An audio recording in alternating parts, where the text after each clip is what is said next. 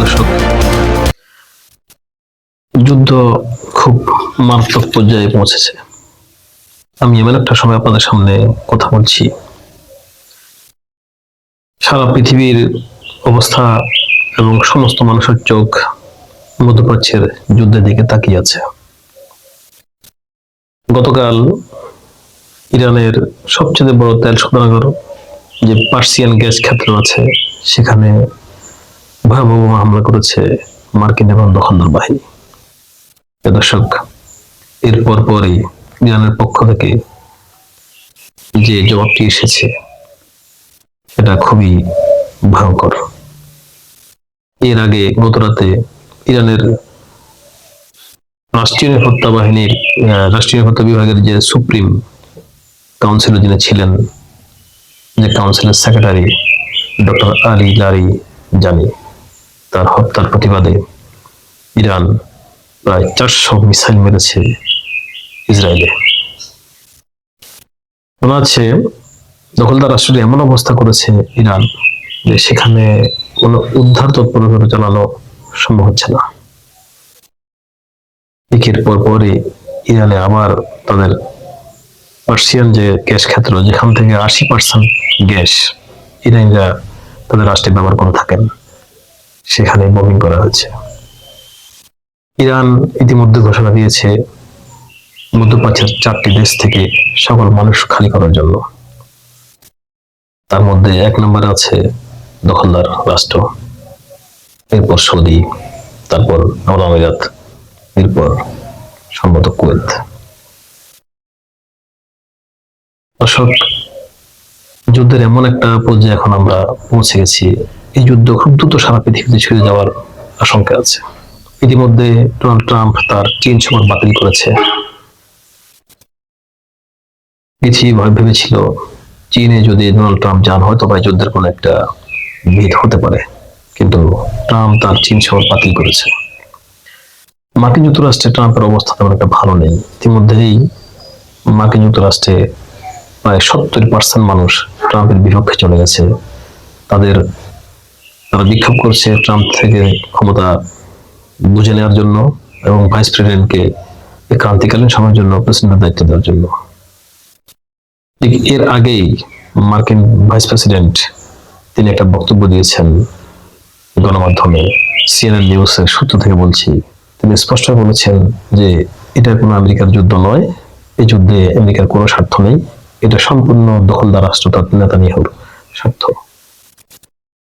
এর সাথে সাথে আমেরিকার অনেক বড় বড় উচ্চপদস্থ সরকারি কর্মকর্তা সহ এবং আমেরিকার সেনাবাহিনীর অনেক বড় বড় অফিসাররা পদত্যাগের জন্য শোনা যাচ্ছে, অথবা পদত্যাগ করার জন্য তারা অপেক্ষমান আছে। যদি তারা ট্রাম্পকে বোঝাতে পারেন, ট্রাম্প যদি যুদ্ধ থেকে সরে আসে, হয়তো তারা পদত্যাগ করবেন না, যদি সরে না আসে হয়তো তারা পদত্যাগ করে ফেলবেন। এই ধরনের পরিস্থিতি চলছে মার্কিন যুক্তরাষ্ট্রে। আরেকটা বিষয় হলো, ন্যাটোর যে সমস্ত দেশকে মার্কিন যুক্তরাষ্ট্র তাদের সহযোগিতার জন্য তারা বলেছে, ওই সমস্ত রাষ্ট্রগুলি কিন্তু মার্কিন যুক্তরাষ্ট্রকে সহায়তা করছে না বলে বা করবে না বলে যে ধরনের তারা বক্তব্য দিয়েছে, সে বিষয়ে আমাদের একটু ভাবার আছে। ন্যাটোর যে সমস্ত রাষ্ট্রগুলি যুক্তরাষ্ট্রকে সরাসরি সহায়তা করছে না সৈন্য দিয়ে বা তাদের বিভিন্ন রকমের ব্যবস্থা দিয়ে, কিন্তু তারা তাদের ঘাঁটিগুলি ব্যবহার করার জন্য মার্কিন যুক্তরাষ্ট্রকে যে অনুমতি দিবে না, এবং এই রাষ্ট্রগুলি থেকে যে কোনো সমরাস্ত্র মার্কিন যুক্তরাষ্ট্রকে দিবে না, তা কিন্তু নয়। দর্শক, আমরা দেখেছি এর আগেও ন্যাটোভুক্ত অনেক রাষ্ট্র তারা মুখে বলে এক কথা, মিডিয়াতে এক কথা, কিন্তু ভিতরে তাদের কৌশলী অনেক কাজ তারা করে যান। দর্শক, ইরানে এই মুহূর্তে রাস্তায় রাস্তায় মানুষ স্লোগান দিচ্ছে ইমাম মাহাদি আলাইহিস সালামের জন্য। ইরানের মানুষ মনে করে এটাই সেই মহাযুদ্ধ, এটাই সেই মালহামা, যে মালহামার কথা রাসূলুল্লাহ সাল্লাল্লাহু আলাইহি ওয়াসাল্লাম 1400 বছর আগে বলে গেছেন। আসলে ইরানিদের এই ধারণা বা তাদের যে স্লোগান, এটা আসলে ফেলে দেওয়ার মতো নয়। পৃথিবী বড় ধরনের একটা মহাযুদ্ধের দিকে কিন্তু এগোচ্ছে। এখনো পর্যন্ত ট্রাম্প বা দখলদার রাষ্ট্রটি কিন্তু তাদের কোনো নিবৃত হয়নি। একটা প্রশ্ন সবার সামনে উঠে এসেছে, এই যুদ্ধ থেকে যদি ট্রাম্প সরে যায় বা তাদের কোনো পরাজয়ের সংখ্যা যে দেখা যাচ্ছে এটা যদি আরো বড় হয়, তাহলে মার্কিন যুক্তরাষ্ট্র এবং দখলদার রাষ্ট্রটি কি পদক্ষেপ নিতে পারে? দর্শক, সমীকরণ খুবই সোজা। অনেক বিশ্লেষক এবং বুদ্ধিজীবীরা বলছেন যে সর্বশেষ আমেরিকা বা দখলদার রাষ্ট্রটা তাদের পারমাণবিক বোমার উপরেই তাদের নির্ভরতা ছাড়া কোনো উপায় নেই। ঠিক যখন এই মুহূর্তে আসতে পারে, তখন বিশ্লেষকরা আরো একটা কথা বলেছেন, তখন হয়তো ইরান প্রকাশ্যে যখন দেখবে যে ওই রাষ্ট্রগুলি ইরানের উপর পারমাণবিক বোমা হামলা চালাবেই, তখন ইরানও হয়তো পারমাণবিক পরীক্ষা করে বলবে তার ঠিক আগ মুহূর্তে জানান দিবে যে ইরান পারমাণবিক শক্তিশালী একটা রাষ্ট্র। ইতিমধ্যেই প্রায় 450 থেকে 500 গ্রাম ইউরেনিয়াম দিয়ে পারমাণবিক বোমা তৈরি করা যায়, সেটা ইরানের যে মজুদ আছে, এটা বিভিন্ন মাধ্যমে বিশ্ববাসী জেনে গেছে। দর্শক, ইরান এই যুদ্ধে যে সমস্ত ক্ষতিগুলো যৌথ বাহিনী করেছে, বিশেষ করে আমেরিকা এবং দখলদারদের, তার একটা সংক্ষিপ্ত তালিকা আমাদের সামনে তুলে ধরছি। ইরানের পক্ষ থেকে বলা হয়েছে, এই যুদ্ধে ইরান 153টি মিসাইল লঞ্চিং ক্ষেত্র, অর্থাৎ আমেরিকার 153টি মিসাইল লঞ্চিং সিস্টেম তারা ধ্বংস করে দিয়েছে। 23টি প্যাট্রিয়ট সিস্টেম ইরান ডেস্ট্রয় করে দিয়েছে। প্যাট্রিয়ট বুঝেন তো আপনারা, বিশ্বের সবচেয়ে খ্যাতনামা আকাশ প্রতিরক্ষার মধ্যে একটা প্যাট্রিয়ট, যেটা আমেরিকা বা মার্কিন যুক্তরাষ্ট্রের অনেক বড় গর্ব। সে প্যাট্রিয়ট সিস্টেমের 23টা সিস্টেম ইরান ধ্বংস করে দিয়েছে মার্কিন যুক্তরাষ্ট্রের বিভিন্ন ঘাঁটি থেকে, যেগুলো তারা মধ্যপ্রাচ্যে বহু বছরের পর বছর ধরে মোতায়েন রেখেছিল।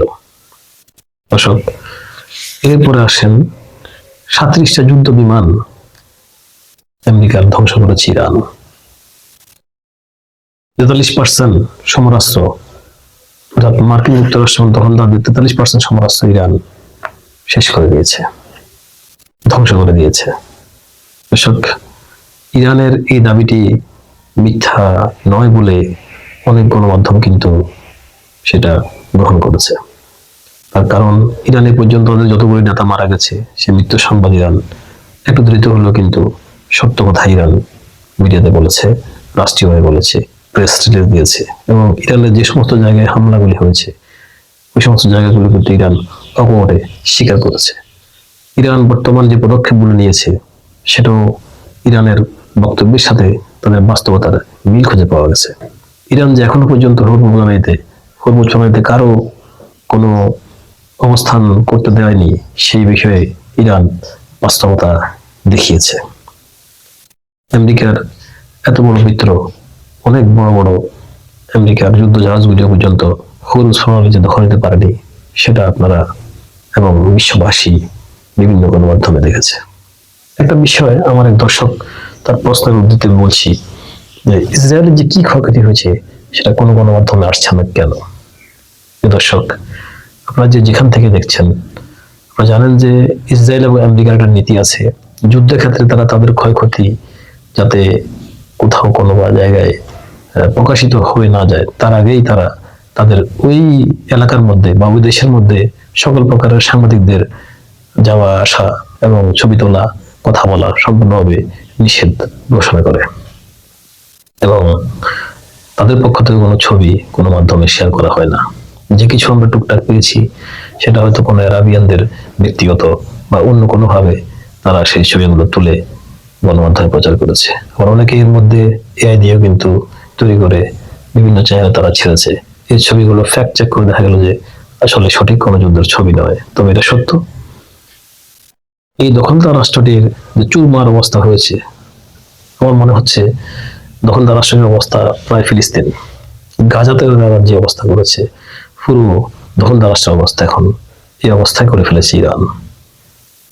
এই ছবিগুলি হয়তো বা রাশিয়ান বা চাইনিজ কোনো স্যাটেলাইট ক্যামেরা থেকে হয়তো আমরা ভবিষ্যতে পেতে পারি।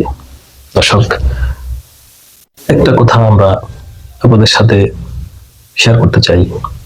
জিহাদিস্টরা মনে করে এই যুদ্ধের মধ্যেই দাজ্জালের আগমন হবে। সম্ভবত এই বিষয়টা কেন্দ্র করে জিহাদিস্টরা তাদের উঠে পড়ে লিখেছে। সারা পৃথিবী থেকে ইসরায়েলবাদীরা তাদের সমস্ত ধন সম্পদগুলো মধ্যপ্রাচ্যের দিকে পাঠাচ্ছে এবং মধ্যপ্রাচ্যের এই দখলদার রাষ্ট্রটি যে যুদ্ধ এখন তারা পরিচালনা করছে, তারাও ভিতরে ভিতরে তাদের মাসি অর্থাৎ দাজ্জালের জন্য তারা প্রার্থনা করছে কত দ্রুত দাজ্জাল বা তাদের মাসি এই পৃথিবী হাজির হবে এবং সারা পৃথিবী তাদের দখলে নেবে।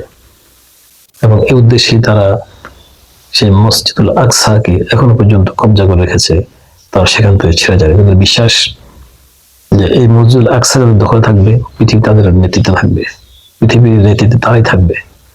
তাদের মাসিয়া চলে আসার জাস্ট পূর্ব মুহূর্তে তারা আছে বলে তারা মনে করে।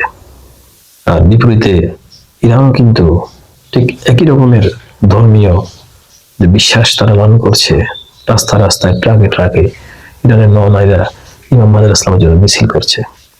দর্শক, আপনারা কি মনে করেন, আসলে কি এরা সেই যুদ্ধ যে যুদ্ধের মধ্যে দিয়ে ইমাম মাজার ইসলাম পৃথিবীতে আত্মবাস করবে এবং তারপর পরেই দাজ্জাল পৃথিবীতে আসবে? যদি এটাই সত্য হয়, আপনারা বিভিন্ন কমেন্টে আমাদের সাথে শেয়ার করুন। আমরা আপনাদের মন্তব্যগুলো নিয়ে পরবর্তী সেশন সাজাতে খুবই উজ্জীবিত হই। দর্শক, সর্বশেষ যে সংবাদটি দিয়ে আজকের এই সেশনটা আমি শেষ করছি সেটা হলো ইরান আরো একটা নতুন চমক অর্থাৎ নতুন একটা আশ্চর্য বিষয় পৃথিবীতে নিয়ে আসলো। সেটা হলো ইরানের একটা গোপন মিসাইল ডেল্টা X7, যার নাম কেউ এখনো পর্যন্ত শোনেনি, সেটা বের করে এনেছে তাদের ভূগর্ভস্থ মিসাইল শহর থেকে। আমরা জানি না যে এই মিসাইল আসলে সক্ষমতা কি। মিসাইল কি ইরান থেকে পৃথিবীর যে কোনো দেশে হামলা করতে সক্ষম? এই ধরনের কিছু দেখা যাক।